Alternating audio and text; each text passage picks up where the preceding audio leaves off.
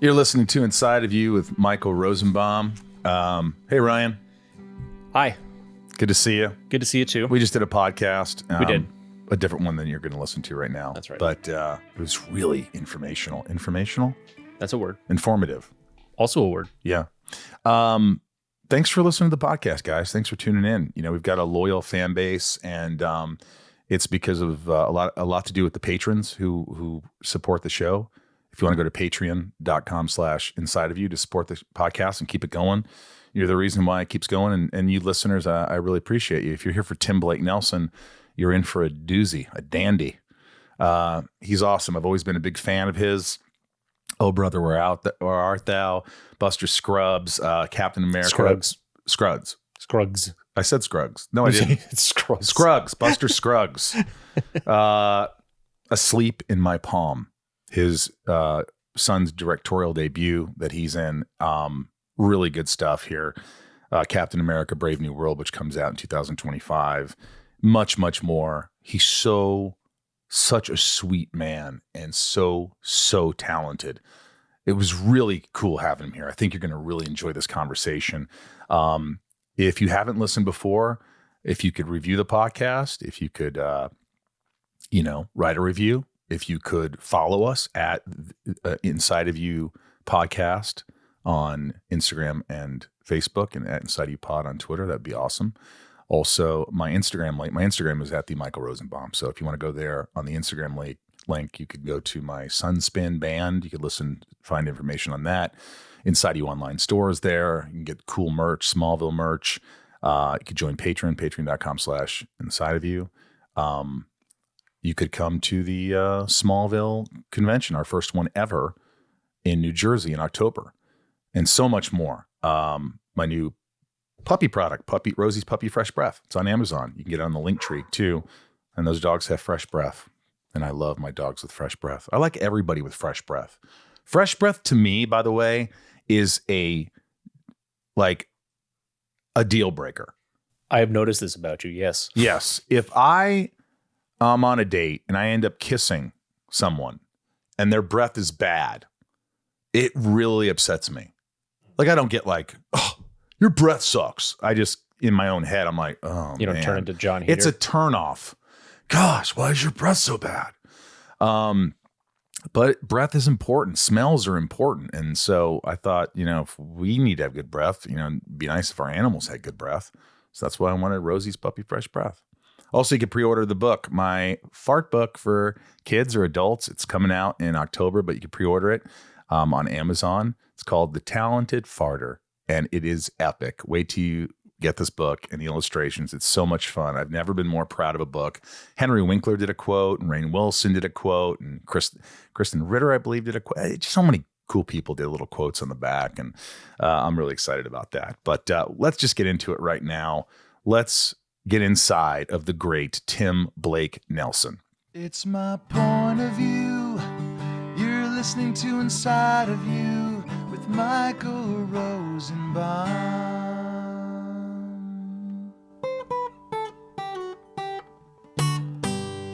Inside of You with Michael Rosenbaum was not recorded in front of a live studio audience. I'm so excited to have you here. It's my pleasure. I'm sorry it took so long for us to figure it out. No, I've always been a fan. And then I watched Old Henry. And it's the movie that I tell everybody to watch. Because your performance in everything you do is just awesome. But this was just the twist. And if you haven't seen it, stop listening for about 2 minutes. But the twist where we know you're Billy the Kid. And it was such a surprise. And the way you played this character, I was blown away. I thought this was the sleeper hit of the year. It was like one of these little movies that you hope people see. And I was like, I gotta get him on here. Well, thanks. And it actually, I'm not taking credit for this. It's Potsy Ponzaroli, the writer director, and his great producing team with Shannon Houchins and the DP John Matishak and Scott Hayes and Stephen Dorff. It was a really good really good cast. And then also, when I was cast and was reading the script, when I got to the end Right. and understood who I actually was, I suddenly became somewhat trepidatious because I thought, well, can I really play this character? And then I learned that he was about my build, and I'm not. Let's just say I'm not tall. And so then I worked with this wonderful makeup artist with whom I've done about a dozen projects at this point, and including Captain America 4, which is going to be coming out next year, which was a Yes. huge job for him. And we just started to try to figure out how to make it work. And, with obviously Potsy's approval. And we had months and months of preparation and built a character who seems credible enough anyway to for the movie to succeed. I bought into it 1,000,000%. I was blown away. And I read that you talk about months of preparation. You seem to be the kind of guy, the kind of actor that really dives deep into your roles. First of all, is there any role where you just go, I could do this in my sleep. I don't need to work on this? There were too many of those. In fact, it became a problem. And I credit my friend James Franco with helping me get out of that rut. Because at a point in my career when I'd become somewhat complacent, and would get roles and say to myself, okay, well, I know how to do that, and I'll just put it through my process, and the process wasn't an adequately deep one for some of the roles I was being offered at that point.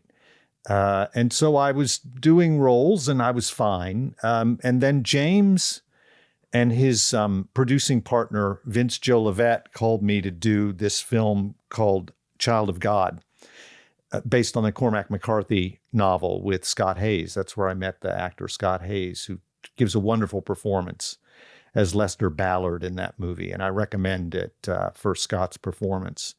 And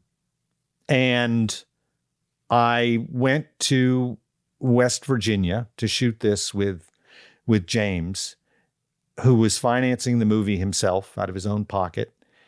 And it was a stripped down crew. They were making the film for under $500,000, shooting on Canon 5D cameras with really good glass, with this wonderful DP named Christina Voros, who now directs and shoots for Yellowstone. So she certainly ascended.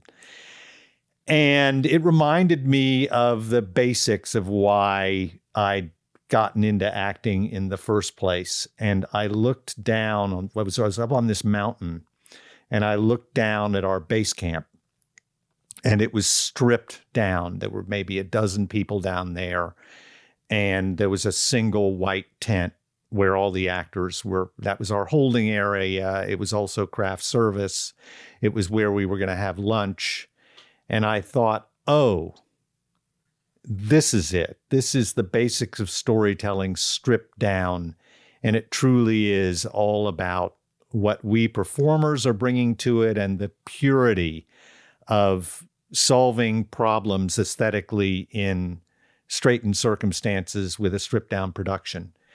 And I just, from that moment on, said, I'm not going to waste another opportunity at a role I'm offered.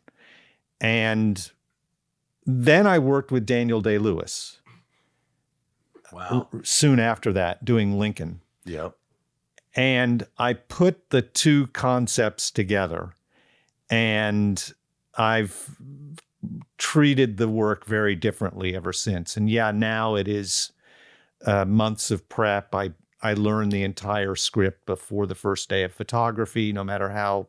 Every line inside Every line inside out. And I can, at this point, I won't go onto a set unless I can, without even looking at the text of the script, unless I can go through the entire movie, every scene of my character, and just play it in my head.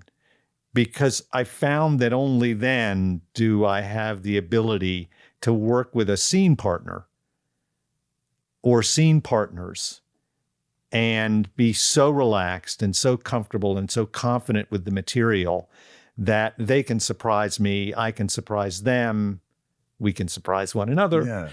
Yeah. And also it allows for a role to seep into me over weeks and weeks and ideally months. And it's been a much better process for me, and I've been able to give more to the movies that have asked me to join. Yeah, I'd say it's a lot of nuances. It's those little things that you bring out that come out. It's funny. I do that for different reasons. I learned the entire script because I'm neurotic. I'm a nervous wreck before I start filming. I have to know every line in the entire movie or show or whatever I'm doing inside out, because at least then I could put that aside and say, the material, it's there. And that helps me. And it's really, I do that for my nerves, but I guess subconsciously it's also, maybe I do it because it's better as an actor. I think it certainly is better, at least maybe for you and me. Others have a different approach and to great effect. Yeah. I know one actor whom I won't name, and he's wonderful and I love him, and he's delivered extraordinary performances over the years, who resolutely will not learn a script and has somebody a quarter of a mile away on a headset who's feeding him his lines into an earwig because he feels that this mimics what the brain does, and that we have a notion of how we want to respond, and then we articulate. Now there's there's also the notion that there's nothing faster than thought, and so that maybe arrests that process because you're hearing and then delivering. Yeah. But this actor gives great performances. But and, does that bother you as an actor because I take it that sometimes the lines that are said into the headset, it takes longer for it to process before you get a response? It does. And then I think you have to inure yourself to that and allow it to inform what it is that you do in a way that's constructive and not oppositional. And so I found working with him fine. Wow. And I would certainly, I would hire him if I was directing something, and I would certainly embrace the opportunity to work with him again. I've worked with him a few times. Wow. Do you ever get intimidated? Do I ever get it? Yeah, I guess I do. Nervous? Yeah.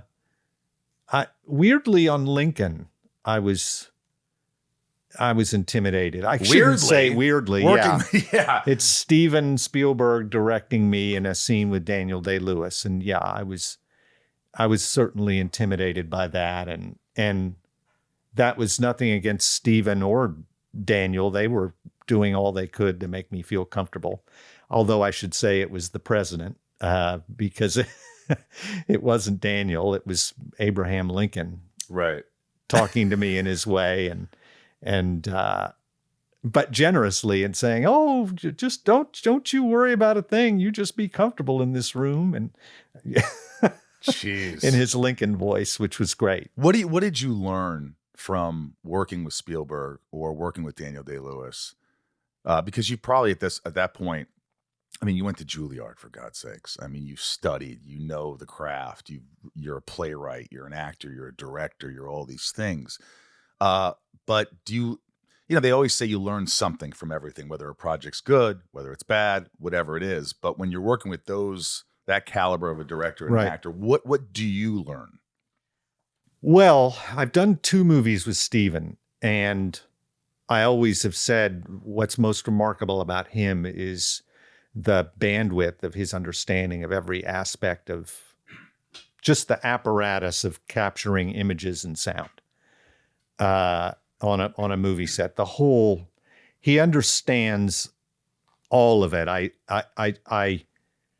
don't believe, other than perhaps acting, that there's anything Steven doesn't know how to do and wouldn't be able to step in and do it.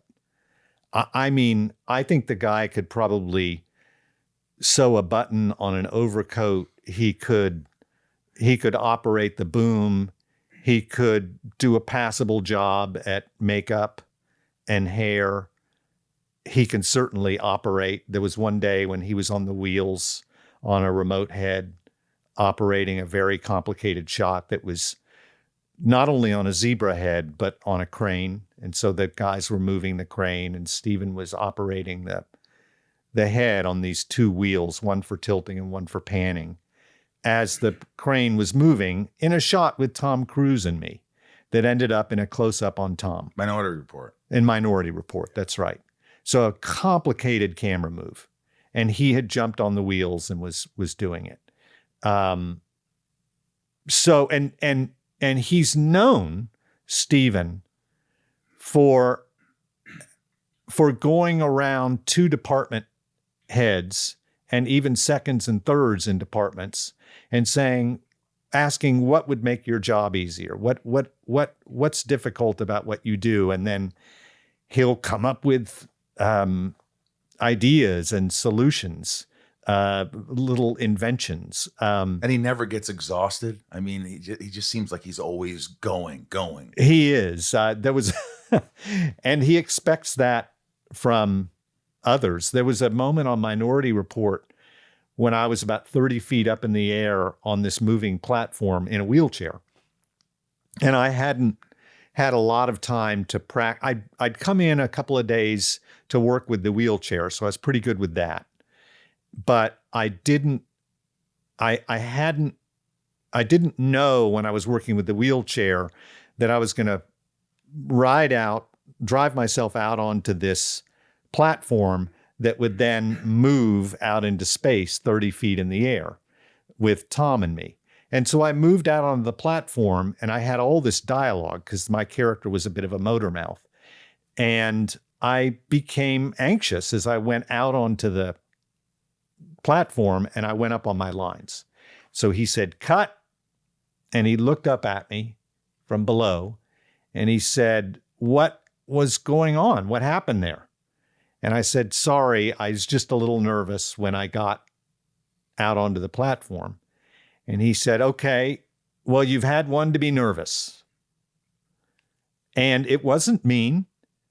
It was basically letting me know that on his set, there's a certain level of professionalism and there are certain expectations. And that was okay that I'd been nervous and no problem, but let's not allow that to happen again. And again, it wasn't intimidating. It was not, well, it was a little intimidating because it was Steven. Right. But there was nothing unfriendly about it. He was just stating a fact. And I got it right the next time. And we were okay. Or I was okay. And Tom never makes mistakes. Does he really not make mistakes? He's amazing. He's just such a pro. Inside of You is brought to you by Factor. I love Factor meals, Ryan. Do you know this? Yes, Why do you know this? because I've seen them in your fridge and you've offered me some. And you've had them. And I've had them. And you love them. I do. Because I asked you every time. Mhm. Look, I spent an enormous amount of money using delivery services for food or going grocery shopping and never eating the food that I buy or too many leftovers. And it's just, I waste so much money. And, you know, Factor Meals has really changed my life in a lot of ways because they have so many different meals, like 35 different meals, more than 60 add-ons to choose from every week. And it takes just 2 minutes. So it doesn't matter how busy you are. It's 2 minutes to cook this stuff. You always have time to enjoy nutritious, great tasting meals. And that's what Factor does. I just can't get over all the things they have, like filet mignon, shrimp, blackened salmon, their breakfast items, everything, dessert. It's perfect for my lifestyle, and I think it's perfect for a lot of lifestyles. Yeah, you can crush your wellness goals this May with dietitian-approved meals and ingredients that you can trust. Keep kitchen time to a minimum. Factor meals are ready in 2 minutes. No shopping, prepping, cooking, or cleaning up. Enjoy effortless support for your lifestyle. Choose from 6 menu preferences to help you manage calories, maximize protein intake, avoid meat, or simply eat well balanced. Warm, sunnier days are calling, Michael. Well, yes, they are. Fuel up for them with Factor's no prep, no mess meals. Meet your wellness goals in time for summer thanks to the menu of chef-crafted meals with options like Calorie Smart, Protein Plus, and Keto. Factor's fresh, never frozen meals are dietitian approved and ready to eat in just 2 minutes. It's pretty incredible. Head to factormeals.com/inside50 and use code inside50 to get 50% off your first box plus 20% off your next month. That's code inside50 at factormeals.com/inside50 to get 50% off your first box plus 20% off your next month while your subscription is active. Factor Meals. Inside of You is brought to you by Nutrafol. Nutrafol is the #1 dermatologist recommended hair growth supplement with over 1 million people seeing thicker, stronger, faster growing hair with less shedding. And look, hair thinning impacts a lot of us, myself included. In fact, over half of us will experience hair thinning at some point in our lives. It's not only common, it's normal. Join over 1 million people who are doing something about it with Nutrafol. Nutrafol helps support hair growth from within by targeting possible key root causes of thinning: stress, hormones, environment, nutrition, lifestyle, and even metabolism. Does the craziness of everyday life leave you stressed and shedding? Since having kids, have you started seeing a little more of your scalp? Has menopause impacted your hormones and your hairline? When it comes to thinning hair, there are many possible root causes at play, and Nutrafol helps address them through a multi-targeted, whole-body approach. While many supplements rely solely on ingredient studies, Nutrafol clinically tests final formulations to ensure their efficacy. In Nutrafol's own clinical studies, 72% of men saw more scalp coverage after taking Nutrafol men's hair growth supplement for 6 months, and 86% of women saw improved hair growth after taking Nutrafol women's hair growth supplement for 6 months. While many supplements rely solely on ingredient studies, Nutrafol clinically tests final formulations to ensure their efficacy. In Nutrafol's own clinical studies, 72% of men saw more scalp coverage after taking Nutrafol men's hair growth supplement for 6 months, and 86% of women saw improved hair growth after taking Nutrafol women's hair growth supplements for 6 months. Take their hair wellness quiz at Nutrafol.com for a personalized hair health plan based on your specific possible root causes. With Nutrafol, getting help building a hair growth routine is simple. Purchase online, no prescription or doctor's visits required. Free shipping and automated deliveries ensure you'll never miss a day. You could see results in 3 to 6 months. Take the first step to help you see visibly thicker, healthier hair. For a limited time, Nutrafol is offering our listeners $10 off your first month subscription and free shipping when you go to Nutrafol.com and enter promo code INSIDE. Find out why 4,500 professionals and stylists recommend Nutrafol for healthier hair. Nutrafol.com, spelled Nutrafol.com, promo code INSIDE. That's Nutrafol.com, promo code INSIDE. He truly does expect a lot of everyone around him. And it's perfectly fair because he's bringing that level of expertise, diligence, and preparation himself. I guess that's why he hires a lot of great people around him, because some actors might take that direction, or that, hey, it's okay, you're nervous once. Some other actors might freeze up, or like now they're in their head. They're, how do you not get in your head on the next take? Yeah, that may be true. Maybe it's part of his selection process that he's able to infer who's going to be able to handle the demands of being on his set. And yet at the same time, it's also his manner. I mean, he's a great guy. Yeah. So even when he was letting me know that. There wasn't really It was any a kindness. Yeah. What about Daniel Day-Lewis? Is there any little thing that do you ever find yourself, because you're supposed to be listening as an actor, but when you're acting with Daniel Day-Lewis, are you so enamored sometimes by, is it like you're like, wow, I'm acting with this guy? The transformation is so comprehensive, molecular, I would say, that you don't even feel like you're with an actor. You feel like you're with the person. And Wow. I defy anyone to challenge me on that and say, "Oh, he's full of shit." Of course, it's an actor. How do you not understand that it's an actor unless you're a complete raving idiot? But it felt as though I were with the President of the United States, and I remember John Hawkes saying to me at the end, and John and I had every scene was John and I had scenes always. We were always together, including the ones with Daniel. And he said, "Well, we never met Daniel. We only met the President of the United States." And that was absolutely true. And I found all the demands associated with Daniel appearing on a set, like in particular, no anachronisms. So you couldn't, T-shirts weren't allowed, only dark shoes, and no jeans, no paper cups or paper plates. It had to be in that period. He didn't want distractions. Yeah, it wasn't so neurotic as it can't be in the period.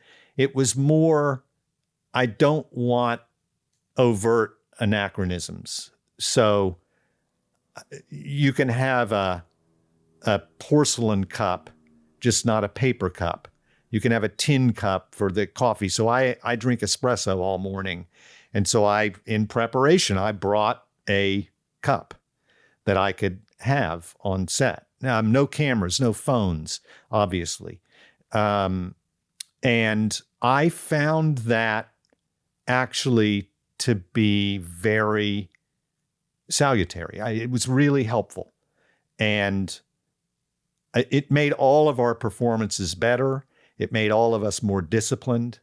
It made you more enthusiastic to be on the set because it was a special and sacred place.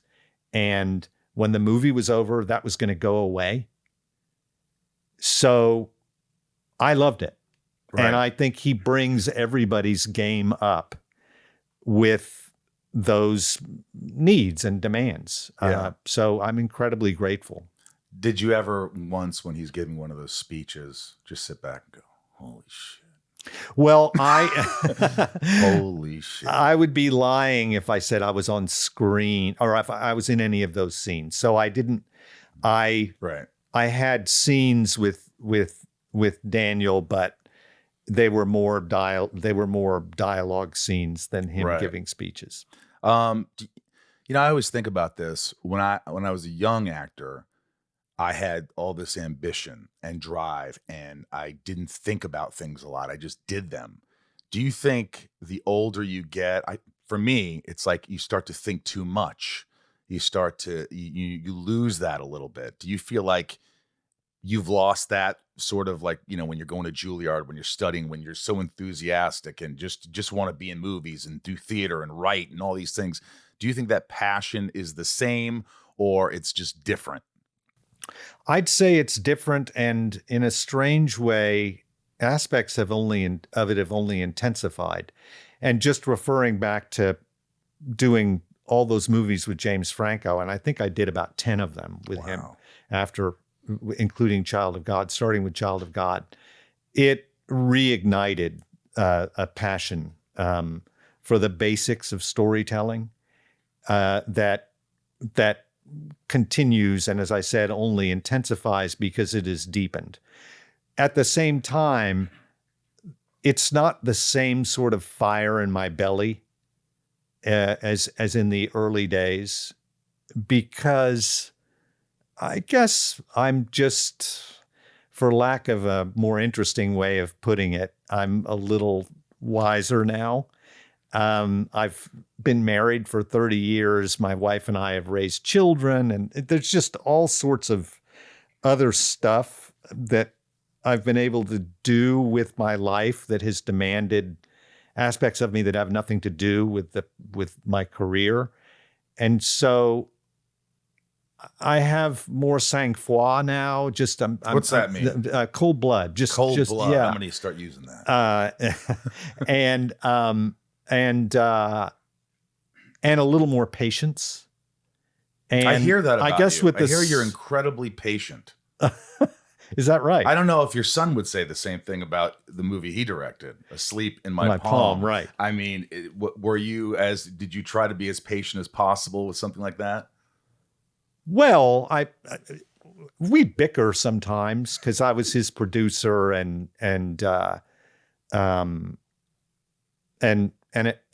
times, as a first-time filmmaker does, and sometimes I've directed 5 movies and I still lose my cool when things don't go well. You lose your cool. Yes. Have you shouted? No. I think there was a time on Gray Zone when I shouted, but it was because I was very far away from what was happening. But I think it's never useful, or it's not never, it's rarely useful to lose your cool as a director. Because it's like parenting. If you lose your cool as a parent, then your kid is going to lose his or her or their cool. And as a director, if you lose your cool, then the actors might, or the crew might, and suddenly everything falls apart. But yeah, it wasn't. I tried with Henry, who's a wonderful director, and I think he's going to make incredible films, and he already made an incredible one with Asleep in My Palm. I think he did a wonderful job as a writer director. That's available now, right? That's out now. You can see it in theaters right now, and it'll be streaming, VOD, and then streaming in April. How hard was it to get that movie made? That was the easiest movie I've ever gotten made of any film that I've been involved with. Well, what happened is I did Old Henry with Potsy and Shannon. And Henry, my son Henry, who wrote and directed Asleep in My Palm, was in the art department on that film. So they got to experience his work ethic.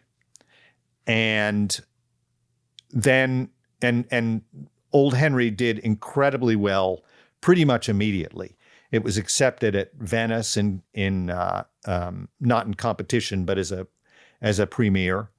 And it was being very well received, which suggested it was going to do well commercially, which of course it ended up doing. It's the most successful indie film I've ever done. And just at the time when that wave was beginning to crest, and it was clear it was a real beauty and that they were going to do really well with this movie, Henry handed me Asleep in My Palm, and we decided that I would play the lead. And I took it to Shannon and Potsy and said, look, we can make this. And I gave them a number. And Henry and I were basically going to work for nothing. I said, I'm going to stand by him while he writes and directs this, so I'll have your back with him as a first-timer. I'm going to play this part. And they just said, fine. And they gave us the entire negative cost for the movie. And we just went and made it. It was, I think, 4 months between when I gave it to them and when we were on set shooting. That's so rare. And it's so rare. And I told my son, Henry, I said, it is never going to happen this way again. Don't fuck up, son. On every single movie I've made, every single one of them, not only has it been a far more arduous process to get the money, but the money also always falls through in some way, shape, or form during pre-production. And that didn't happen either because Potsy and Shannon are men of their word. And what is the story in a nutshell? Asleep in My Palm. How would you describe it if you were going to tell everyone? A father and daughter living off the grid in northeastern Ohio, parasitically on the outskirts of an elite liberal arts college, while the father struggles with his past and the daughter comes of age. And it's ultimately a fairly, it's both a tender and a combustible experience for them both by the end of the film. Do you think you put in, I guess you didn't have a lot of time, but usually you put in so much work. You didn't have as much time because this Well, thing went. no, so Henry had given me the script in the summer, early summer, before I'd given it to Shannon and Potsy. And Did you tell him you were going to give him the script, or you just surprised him? I surprised them. Did I tell Henry? Him. Yes, I told Henry. I said, and so we worked on the script together. Absolutely remains his script, his story, but we tailored it to me because once we decided I was going to play the role, and there's just stuff that to which he was receptive, that I wanted to bring to it as an actual dad. Like he wanted you to wear he wanted you to wear glasses. Well, he did want me to wear glasses. I didn't want to, and he suggested it. But we went into a process where we developed the character together, including some of the writing. And so the seepage, as I would like to call it, of the character into me began a good 6 months before we were shooting. And I'd been involved again in nuancing some of the writing. So we were working on it together for months and months and months. Yeah. And then, I said, I'm going to give this to Shannon and Potsy, but at the right time. He kept saying, when are you giving it to them? When are you giving it to them? I said, just wait. We need to make sure that old Henry is what I think it's going to be. And when that starts really to become a conspicuous reality, then I think we'll be ready to, we can give it to them and they'll be a little more optimistic about what this can be. Wow. By the way, you're really good with accents, right? With I try. I mean, I thought you were going to come in here and be like, well, Michael, I thought maybe, there weren't going to be video cameras in here and your weird horror So you're good with movies. Accents too. I grew up in Southern Indiana. So nice. But yeah, when I listen to you, it's just purely authentic. Sometimes English actors, you could hear some words and you're like, they're English, or, they're trying to do in America, or they're trying to do. But how much time do you spend on getting that voice right? A lot more time now. I used to, when I was offered a role, anxiously, I'd seize as quickly as possible on what it was I was going to do, because I was simply afraid that I wouldn't be able to come up with the goods, and I needed to assure myself. I didn't want to live with uncertainty. And now the uncertainty interests me. And so I take a very, very slow process into it. I keep using the word, I guess, patient. I don't know. What do you do? Because you just laid a really good dialect. Well, on it. I just think of friends I grew up with. Uh-huh. And there's a friend I grew up with, his name was Skunk. He's like, hey, man, we're going over the Fox and Hound later. Are you coming to my... and he that's how he talked, man. He'd just be like that. And, hey, Rose, man, I saw that movie. It wasn't very good, but I supported you, man. That's fantastic. Just certain voices.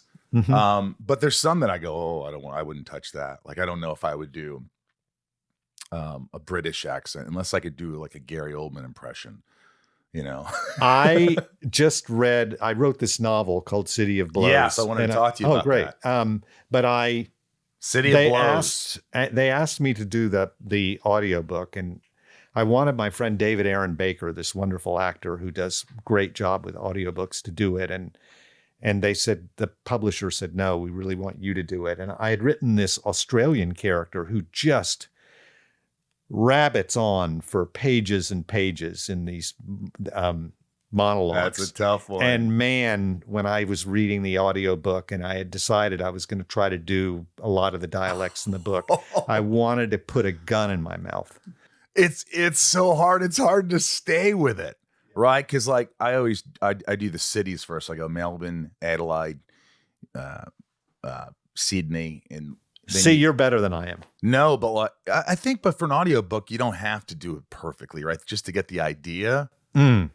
Or I know you just by knowing you here how critical. Yeah, you are I just on don't want. Let's do it again. That sucked. Tony Collette to listen to it and say, oh, he's terrible. So I have Australian friends and I want them to say, oh, he got it right. That was great. That's as much as I'm going to do. Did you? I'm not doing any more for you. That was my Tony imitation. She goes up at the end of sentences. That's great though. You could have came here and talked like that and I would have believed it. Oh, good. Well, the Australians do they're the best at dialects in the world. Really? I think. Yeah. If you think about Tony and Nicole Kidman, Russell Crowe, they're just, and then some of the lesser known ones like a wonderful actor named Dan Wiley, another one named Paul Gleason. They can just Jack do Thompson, these accents. Jack also Thompson. Guy Pearce. Yeah. Eric Bana. Inside of You is brought to you by Rocket Money. If you want to save money, listen up. I don't know how to tell you this other than this really works. Ryan went through this. Mm-hmm. We have so many unwanted subscriptions that we forget we have. And, there's so many apps nowadays that we just get lost. And, I'm not very app savvy. And, I'll watch a streamer. And then the next thing I know, I forget that I just watched one show and I'm still subscribed to this after 6 months. With Rocket Money, they take care of you. Rocket Money is a personal finance app that finds and cancels your unwanted subscriptions, monitors your spending, and helps lower your bills so that you can grow your savings. Why don't you say, did you know that nearly 75% Did you know that nearly 75% of people have subscriptions they've forgotten about? Yeah, I'm one of those people, Ryan. And between streaming services, fitness apps, delivery services, it's never ending. Thanks to Rocket Money, I'm no longer wasting money on the ones I forgot about. With Rocket Money, I have full control over my subscriptions and a clear view of my expenses. I could see all of my subscriptions in one place, and if I see something I don't want, Rocket Money can help me cancel it with just a few taps. I love the dashboard and how it shows me this month's spending compared to last month. I like doing that. So I can clearly see my spending habits. Plus, they'll help me create a custom budget and keep my spending on track. Rocket Money will even try to negotiate lowering your bills for you by up to 20%. All you have to do is submit a picture of your bill, and Rocket Money takes care of the rest. They'll deal with the customer service for you. Rocket Money has over 5 million users and has saved a total of $500 million in canceled subscriptions. That's simply astonishing. Saving members up to $740 a year when using all of the app's features. So, stop wasting money on things you don't use. Cancel your unwanted subscriptions by going to rocketmoney.com/inside. That's rocketmoney.com/inside. rocketmoney.com/inside. Inside of You is brought to you by Neurohacker, Qualia Senolytic. I just sent some of this to my mother, and she's starting to notice the differences. In herself. And because I noticed my mother was always had brain fog and she couldn't think clearly. And I was like, well, this stuff works for me. And what's great is they weren't even a sponsor when I started using this. Have you heard of Senolytics yet? Well, listen, it's a class of ingredients discovered less than 10 years ago, and they're being called one of the biggest discoveries of our time for helping to promote healthy aging and helping to enhance your physical prime. Your life goals in your career and beyond require productivity. But let's be honest, the aging process is not our friend when it comes to endless energy and productivity. That's why I use Qualia Senolytic. As we age, everyone accumulates senescent cells in their body. Senescent cells may cause symptoms of aging, such as aches and discomfort, slow workout recoveries, hello, sluggish mental and physical energy, hello, associated with that middle age feeling, hello. Also known as zombie cells, they are old and worn out and not serving a useful function for our health anymore, but they could be taking up space and nutrients from our healthy cells. Much like pruning the yellowing and dead leaves off a plant, Qualia Senolytic helps remove those worn out senescent cells to allow for the rest of them to thrive in the body. And you just take it 2 days a month. That's it. The formula is non-GMO, vegan, gluten-free, and the ingredients are meant to complement one another, factoring in the combined effect of all ingredients together. And they must believe in their product because they have a 100-day money-back guarantee. It's pretty amazing. I felt higher energies. I feel more focused, younger, I have to say, because a lot of these things make me feel younger. I feel more productivity happening in my life, a little more enthusiastic. Help resist aging at the cellular level. Try Qualia Senolytic. Go to neurohacker.com/inside for up to $100 off and use code INSIDE at checkout for an additional 15% off. That's neurohacker.com/inside for an extra 15% off your purchase. Thanks to Neurohacker for sponsoring today's episode. These statements have not been evaluated by the Food and Drug Administration. The products and statements are not intended to diagnose, treat, cure, or prevent any disease. Now, City of Blows, it really intrigues me, and I didn't obviously have enough time to read it because they just asked me, can you read his novel in 3 days? I was like, oh shit, I'm not even in town.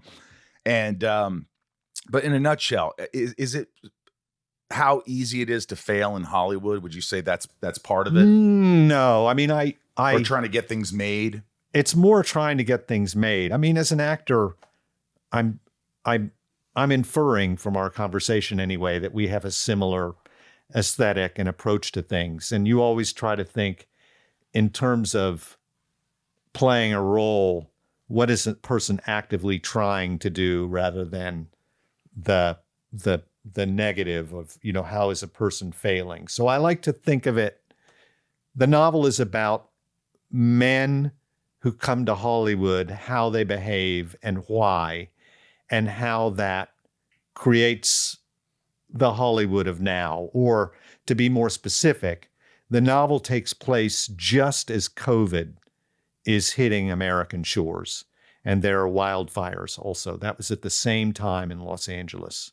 And I was here for about a month doing promotion for a couple of projects. And I was watching all that happen. And that's the time when I chose to set this story. But ultimately, it's about men who come to Hollywood, how they behave and why, and how that inflects what Los Angeles and the movie industry is. Yes. It's funny because I was reading this article on it and there's this excerpt and I read it and I go, I want to read this book. And it's just because something that is sort of an inside and it's a character saying this. I don't know who's saying this. Maybe you could tell me, but it says, we sit in staff meetings down the hall and I look around at all of you drooling over how to put your clients in these movies and take your commissions and go to the premieres. And then within an hour, you're ridiculing the movie and talking about the spiritual downfall of our industry when you're gladly making money hand over fist. You think people out there don't see that? Every one of you out here in your echo chamber hating the rest of America for voting for Trump when your fucking dripping hypocritical superiority is what made them all say a big fuck you by electing a reality TV star you all hate. I wanted to stand up at that party and say, you know what? It serves you all fucking right. You deserve every bit of your pain. And I go, fuck, it just, I don't know. I thought that was sort of explosive and raw. And I just felt like I would love a book like this. Yeah, that's a character. He's an agent and he's not such a good guy. But he is talking about being at a watch party at the 2016 election in which it was assumed by everyone at the party that Hillary was going to win. And he watches the decline in mood at this party as Wisconsin falls and Michigan falls and Florida, Right. and it becomes clear from John King and the reporters at CNN, and it's being displayed on a big screen in this Bel Air mansion, that Trump is going to win, and that's what that character is talking about. Did it just flow through you? Is it something you write and it's just like, it's pretty much there? It just comes out of you? To a degree, but it's a lot of work writing a novel. It's a lot of work writing a novel. I cannot imagine. And particularly my first one, and initially simply getting over the fear that the whole enterprise was fraudulent, and that only novelists should write novels, and that I wasn't a novelist. But that fear steadily became less interesting to me, because it was just holding me back, and ultimately I had to take the position with myself that all I was doing was trying to write a novel and getting to work at it every day, and there's no way I wasn't going to come out of that as a deeper and wiser and more nuanced person, even if I showed it to no one. And so once I took that pressure off myself and allowed for the eventuality that I might not show this to a soul, even my own wife, and I just was writing it for myself as an exercise. Yes. And it ended up being a really, really good experience. And then I thought, well, if I really edit this and I really do my best to discipline it, then it's something I could actually maybe show to people. And so I spent months doing that, and then only then presented it to an agent. Isn't it funny how it's always fear that gets in the way of everything? It's really fear, because my whole life, I loved nothing more than music. As much as I loved acting, I loved music, but I wasn't a great singer. I didn't play guitar as good as other people. I always said, I shouldn't do this because I'm not on that level. I'm just not on that level. And then one day I woke up 5 years ago, 46-year-old at the time, and I said, what is that why you're doing it? Because is that why you're not doing it? Because, of what people will say, or there's people better. And then I thought, why don't you do it because you love it? Because you have a passion for it, because you have something to say or sing or whatever. And that's when I just said, hell with it, and started writing music and playing music and loving it, with no idea or thought of ever being a rock star, of ever being like top 10 hits, but to play music. And maybe there's someone else out there that will like the music that I'm putting out, and enjoying time with my, my bandmate, Rob. And we're working on our third album. That's fantastic. And we have some, fans, some listeners, and, we're not like, we can't sell out at the whiskey, but it's the enjoyment. And I'm so glad that I just one day said, I don't want to be 90 years old, or however old I am when I pass. I don't want to say, why didn't I just do that? Why didn't I just, I love that. I wanted to try that. And I think that's what gets in the way of all of us. And I'm sure the fear of, who's going to read this? Who's going to do this? That probably all came into play until you finally said, I'm going to do this. Yeah. And there's also the phenomenon, which I think is a legitimate one, as much as it irks me, of people saying, why does this actor think he can write a novel? And that's inherently unfair, because he's going to have a leg up getting published because he's somewhat well known, and therefore there's potentially a built-in audience.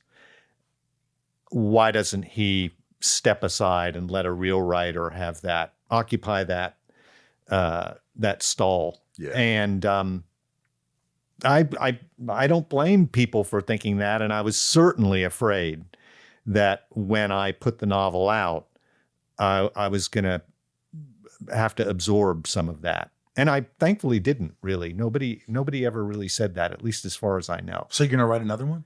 I have already written another one. What? Yeah. And I've just given it to my literary agent, and we'll see what we're going to do with it. But yeah, and I'm very happy with it. So City of Blows. right. You can get it now. You can get it now. In fact, it's coming out in paperback on April 1st. So you can get it now in hardback and April 1st in paperback. And I also can listen. You can listen to my stab at reading it, and no promises. I don't know whether You've I'm got a any good at great voice. I'm sure it's fantastic. And forgive me for the hackneyed Australian accent. No, it was awesome. Are you kidding? I couldn't do it like that. I like how they say no. No. Yeah. No. Or no. No. Yeah, It's that's like exactly. It's yeah. a weird, right? The Kiwis, or even the New Zealanders, that's the best Nari. Every time, yeah. Every time I try to do an English accent, people are like, no. But when I just like when I remember an interview I saw with Gary Oldman where he's like, when you're dealing in an industry like this, you've got to have a great ego. And Francis Ford Coppola has an ego the size of San Francisco. And when I do it like that, then I could sort of That is very well done. Then I could sort of do it. But like then when I try it without doing that, I have to like get into that mode. I love Gary Oldman. He's my favorite. He's my favorite. I was having, this is name droppy, but then it comes up and blows up in my face. I was having lunch with Edward Norton in Midtown Manhattan about 7 years ago. And the waiter came up and just completely flips that he's in the presence of Edward. And he just says, Edward Norton, oh my God,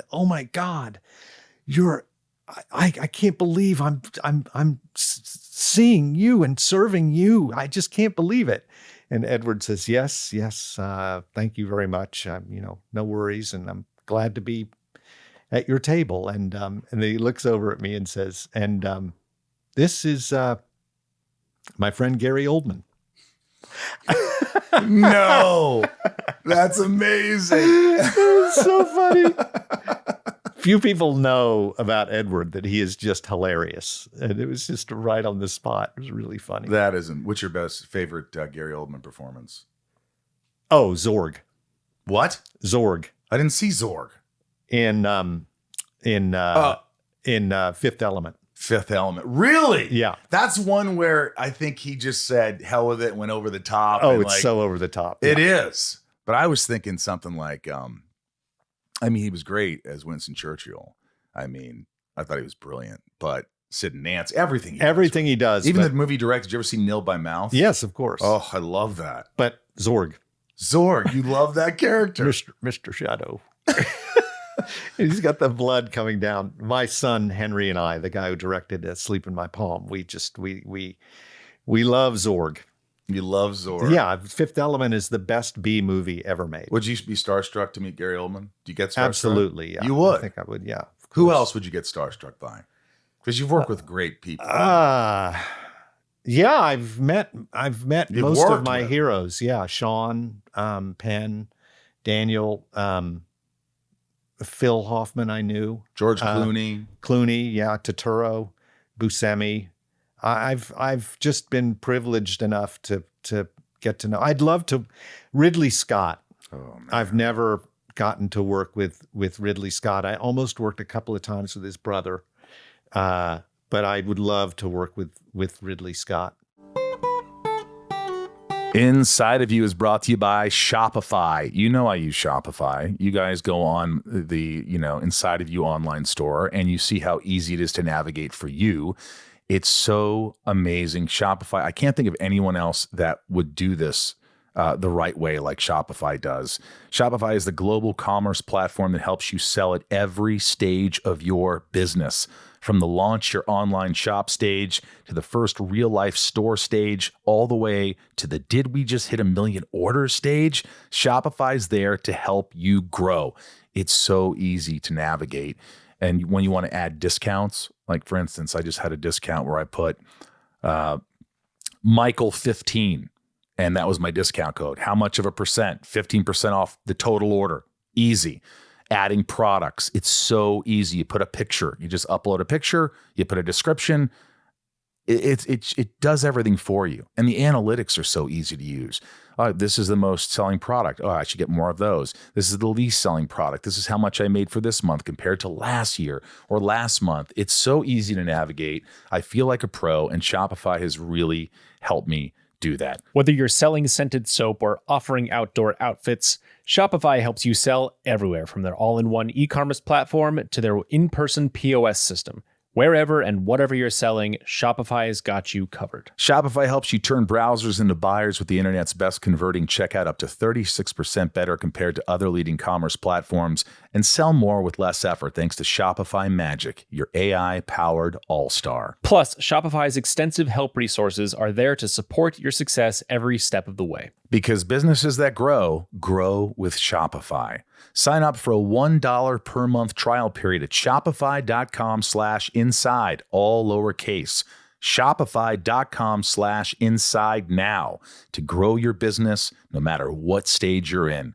Shopify.com/inside. Inside of You is brought to you by Betterhelp. I don't know how many times I have to talk about this, but it's so important. If you're sitting there right now and you're stressed or you're anxious or you have a lot on your mind and you just bottle it up and you don't know what to do, it's going to come out, and it's not going to come out in great ways all the time. BetterHelp has helped me substantially. Ryan here has been using it for a while. And don't you notice when you don't use BetterHelp, when you don't have therapy? Oh, the weeks where I miss a session? Of course, yeah. Yeah, it's like, the more you talk about something, even if you don't think you have anything to talk about, things come up and it puts your mind at ease. And we all carry around different stressors, big and small. And at times we keep carrying them around rather than processing them and letting them go. When we keep them bottled up, it can start to affect us negatively. Therapy is a safe space to get things off your chest and figure out how to work through whatever's weighing you down. Therapy from BetterHelp is helpful for learning positive coping skills and how to set boundaries. It empowers you to be the best version of yourself. It isn't just for those who've experienced major trauma. It's for all of us. If you're thinking of starting therapy, give BetterHelp a try. It's entirely online, designed to be convenient, flexible, and suited to your schedule. Just fill out a brief questionnaire and get matched with a licensed therapist, and switch therapists anytime for no additional charge. I think people think, oh, what if I don't like my therapist? If you don't, you switch them. It's that easy. Get it off your chest with BetterHelp. Visit betterhelp.com/inside today to get 10% off your first month. That's BetterHelp, HELP.com/inside. On Oh Brother, Where Art Thou? What was the auditioning process like for you? It didn't exist. So I was an unknown actor at the time, but had become friends with Joel and Ethan socially, mainly because Frances McDormand had met my wife and had met me a little bit and had learned a little bit about me. And I hope I'm not speaking out of school, but she was always eager to find couples that would match with her and Joel where they could go out together.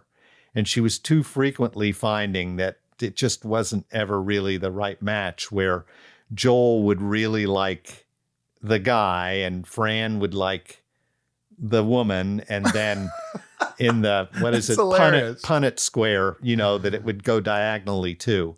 And so she said, well, Tim and Lisa are a good, that's going to work. And so we became really good friends. And Joel just decided that I would be good as Delmar. I don't quite know how or he why. Just told you maybe this at dinner once? No, what happened was I was directing this movie called O. And I was on location in South Carolina. And I got a call from Joel and saying he wanted to send me something. And so I gave him my address, and he sent me the Oh Brother script and said, I need your advice. And what's funny is that I had heard on the radio when Clooney had accepted the part that they were going to be directing a movie with George based on the Odyssey. Right. And I thought, my God, that would be incredible. I would just do a cameo in that. But I'm directing this movie and they're doing it this summer. I'm going to be editing and whatever. So it won't happen. Forgot about it. So he sent me the script and I thought, oh, this is it. And he said, I want your advice. And I thought, oh, he wants to talk about the adaptation because I was a classics major in college. And I called him a week later and said, oh my God, Joel, this is so funny. How can I help?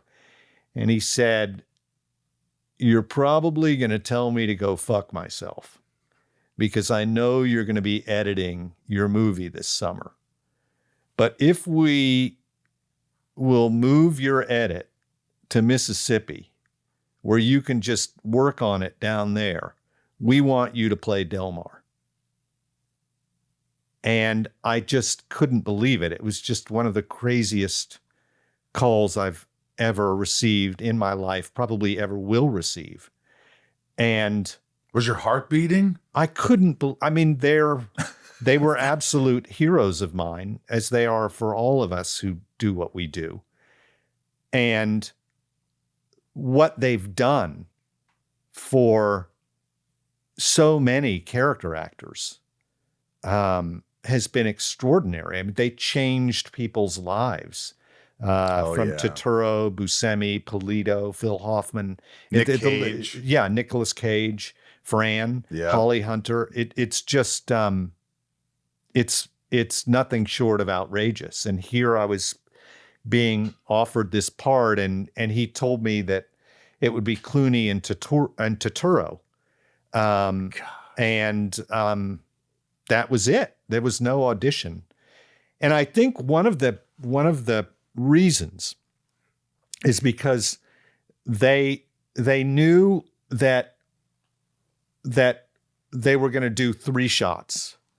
So it was a trio traveling, as Ethan used to describe when we were making it, 3 dopes walking across Mississippi. And they were going to do 3 shots. So widescreen, it was their first widescreen movie, 235. And then they were going to do single close-ups on George. But they didn't have the time or the resources, or frankly, I guess the interest, since George was playing Ulysses in an adaptation of the Odyssey. They weren't going to do close-ups on the other 2 actors. And they knew John would have no problem with that because they'd worked with John so many times previously.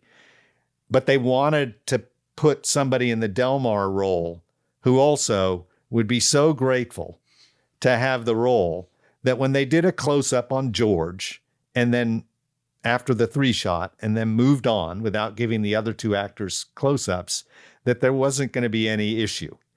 And Joel said, well, Tim isn't going to have a problem with that. And he was, of course, right. Wow. And how long did you have to prepare for that?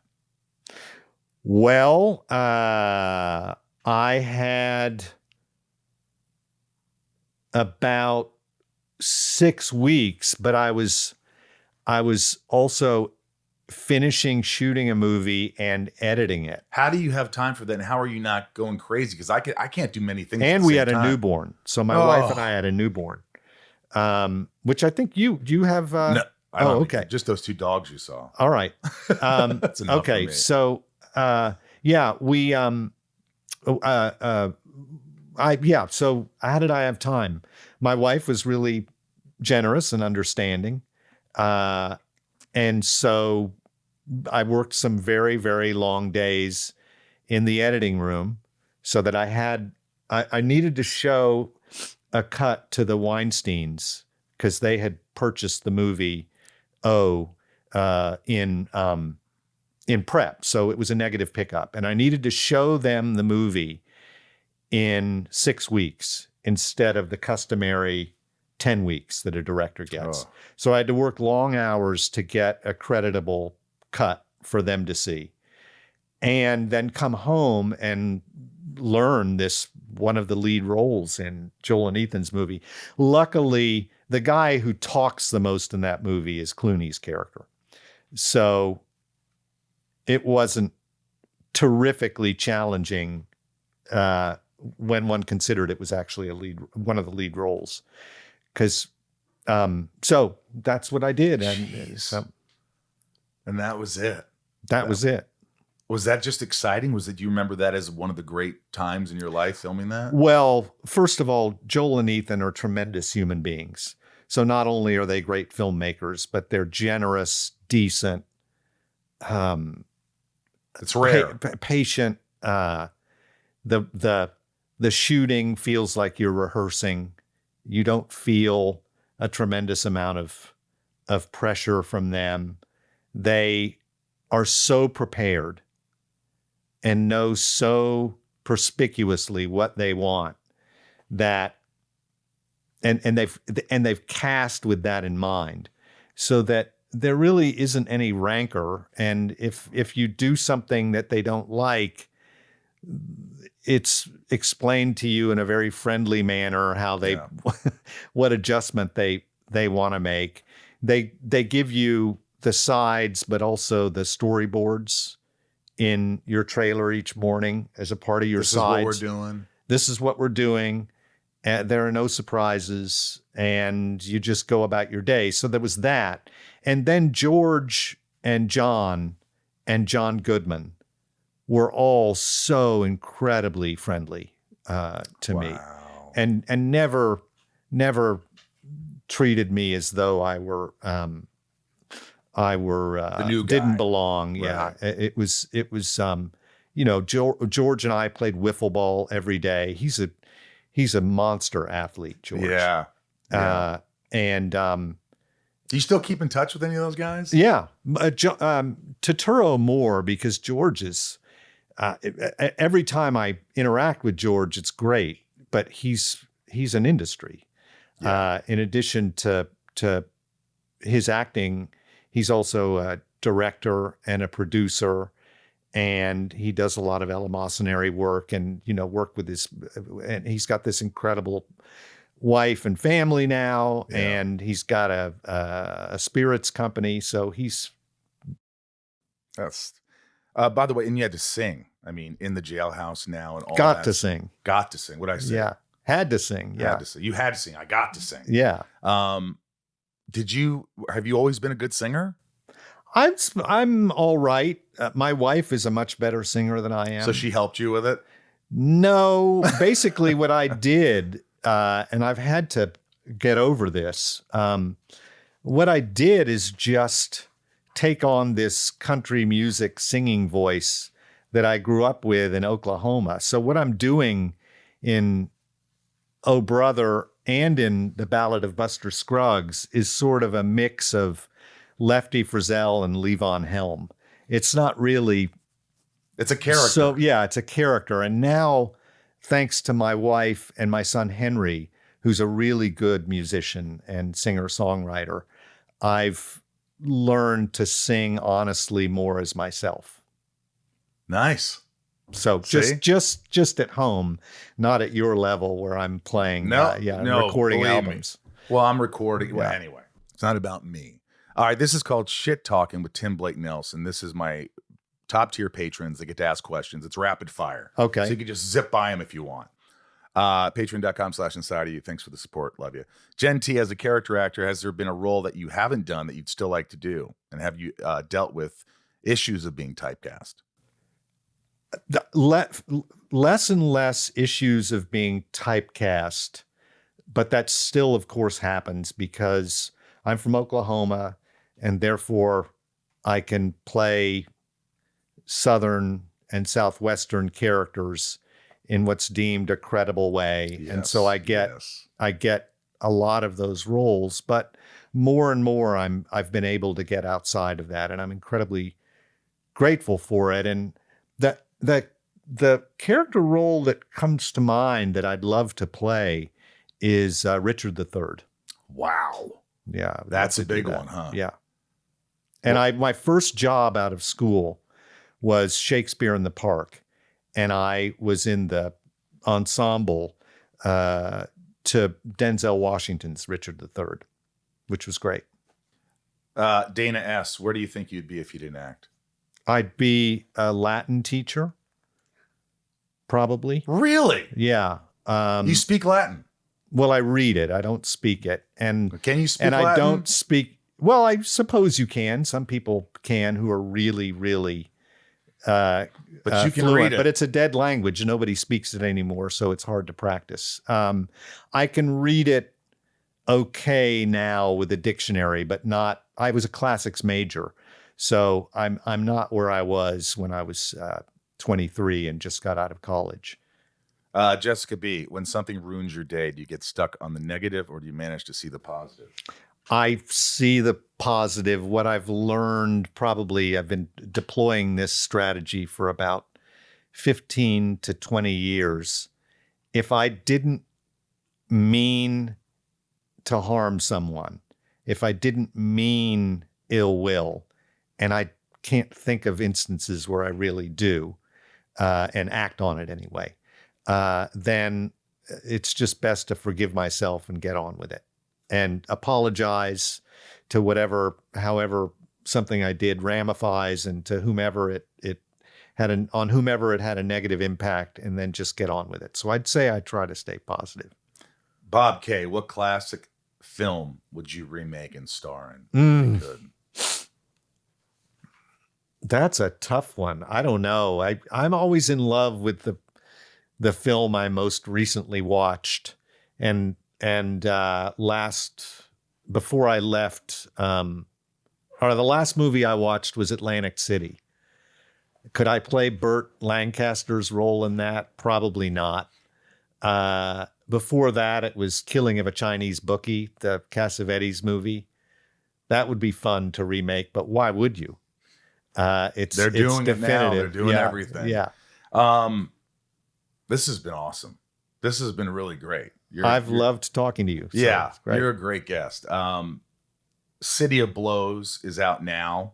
The paperback is coming out, right? April 1st. April 1st. You could listen. The audiobook is available now. No, I think that comes out April 1st as well. Well, by the time this will be out.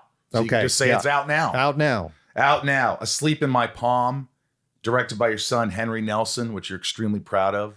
That's coming out. That's out now. That's out now. That's out now. You can watch it. You have to watch it. And if you haven't seen O. Henry, oh shit.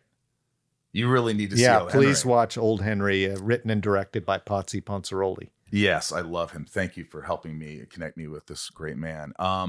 Lastly, this is, we talk a lot about mental health in the podcast. And just briefly, have you ever dealt, we all have dark times, but what do you do in those dark times? How do you recover when you face adversity?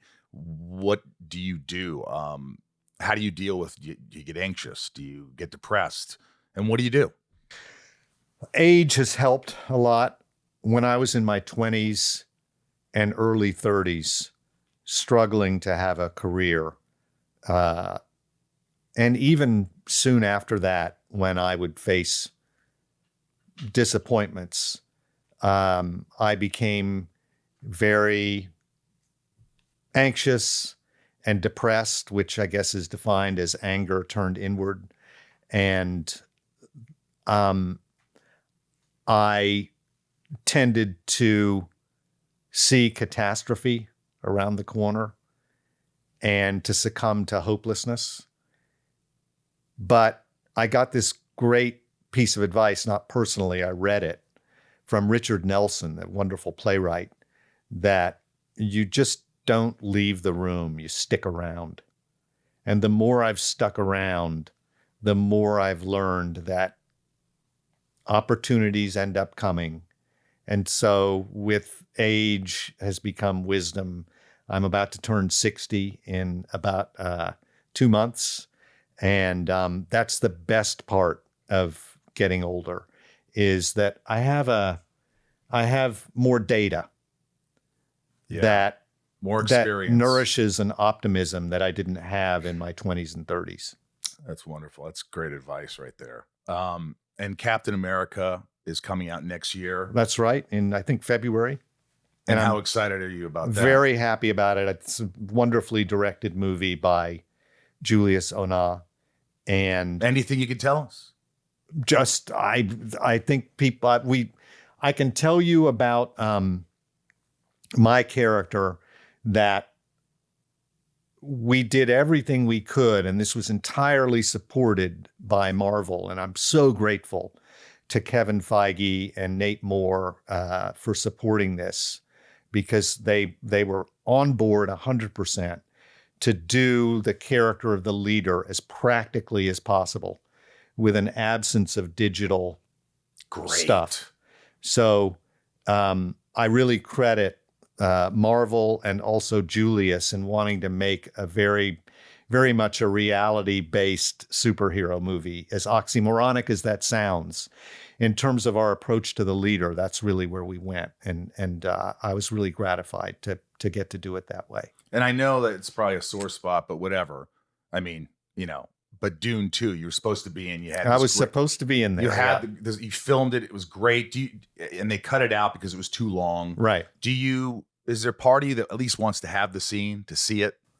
That's all Denis, and of course one always wonders as an actor whether if you'd just been a little bit better, it wasn't you, then they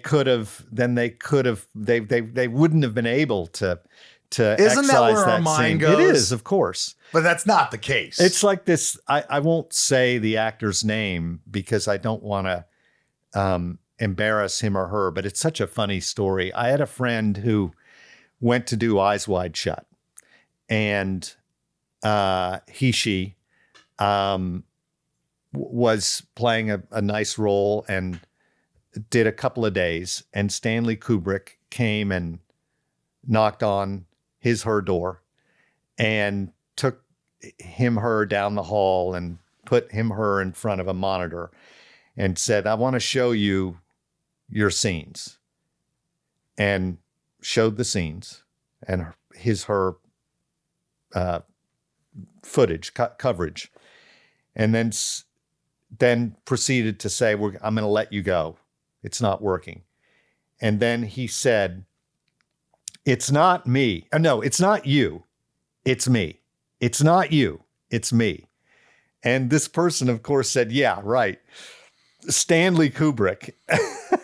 It's not me. It's Stanley Kubrick. Right. And so this person a part was of me, like fired off. Yeah.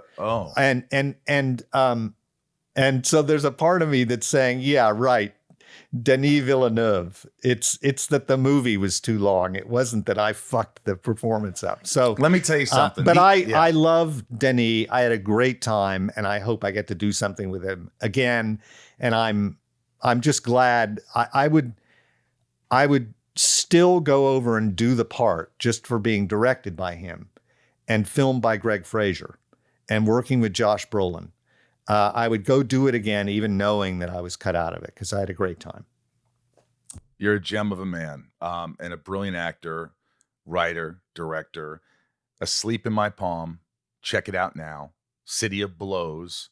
Get the book. I'm going to get the audiobook because I really want to listen to him. I really want to hear the Australian accent.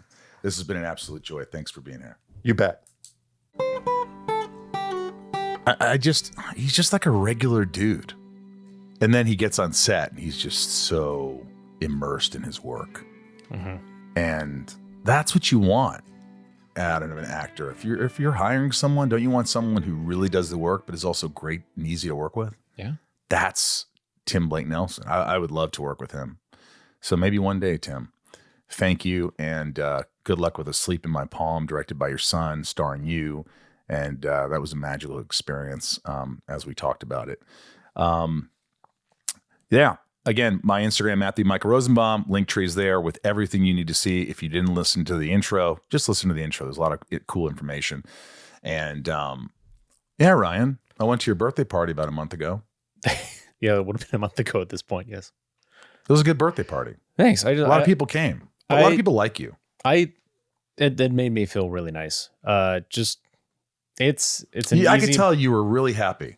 Because it was people from high school, people from college, your your sister's boyfriend, husband, sister, and their dog, my family, sister's friends were there, and yeah, so it's like a nice. I don't know. I'm glad you were there too, because it's like a nice combo of. I don't know, just the people. All around people and in your life. It's just kind of nice to see. And I wasn't going to miss it. If I was in town, I wasn't going to miss it. I mean, it was a hike. Well, it's the Santa Monica Brew Works. It's just like a nice look. You just park a table outside. The sun is shining. Oh, it was great. I really liked smell it. the coast, and it's like I'd go back. it's just an easy thing to do. And Happy belated birthday. Thanks. I don't have to plan anything. It's great. No, it was perfect. Yeah. And you'll see Ryan at the live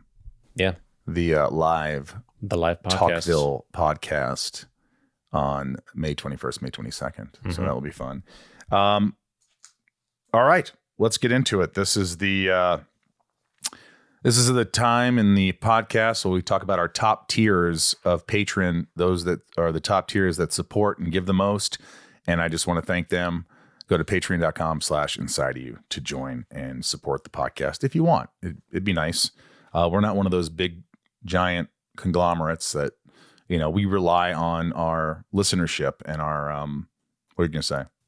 Nothing. No. Well, we rely on you to support us. So we really thank you. So these are the top tiers. Here we go. Thank you. Nancy D, Leah and Kristen, Little Lisa, Yukiko. A lot of these people came to my Sunspin Band show we had this last weekend, and it was really nice to see them. I was giving tons of shout outs. Jill E, Brian H, Nico P, Robert B, Jason W, Sophie M, Raj C, Jennifer N, Stacy L, Jamal F, Janelle B, Mikey L, Dan Supremo. 99 more, Santiago M, Leanne P, Maddie S, Belinda N, Dave H. Dave H. Brad D, Ray H. Also, Tabitha T. Tabitha. Oops. Tom N, Talia M, Betsy D, Rhiannon C, Corey K, Dev Nexon, Michelle A, Jeremy C, Mr. M, Eugene and Leah. The salty ham. Don't know what to think about that. Hi, salty ham. Mel S, Chris, Eric H, is that Oracle? Yes. That is Amanda Oracle. R. Love Oracle. Oracle, you've been here for a while. So has Amanda R. William K. Kevin E. Stephanie K. Jorel, Jammin J. Leanne J. I don't have my good glasses. Luna R. Is that right? That's right. And Mike F. Stone H. Stone H. Brian L, Jules M, Jessica B, Kyle F, Kaylee J, Charlene A, Brian A, Marion Louise L, Romeo the Band, Frank B, Jen T, April RM, Randy S, Rachel D. Jen, Carolina Girl, Nick W, Stephanie and Evan, Charlene A, Don G, Jenny B, John, Jennifer R, Tina E, NG Tracy, Tasha S, Keith B, Waffles, Heather and Greg, Ellie K, Elizabeth L, Ben B, and Pierre C. Thank you for supporting this podcast. Go Rangers, go Knicks. I'm hoping that they could do it. I'm really hoping the Rangers can continue this. It's second round. I know you don't care about hockey, but root for the Rangers. Come on. They haven't won since 94. But from the Hollywood Hills in Hollywood, California, I'm Michael Rosenbaum. I'm Ryan Tays. All right. Little wave to the camera. We love you. And always be good to yourself. We'll see you next week.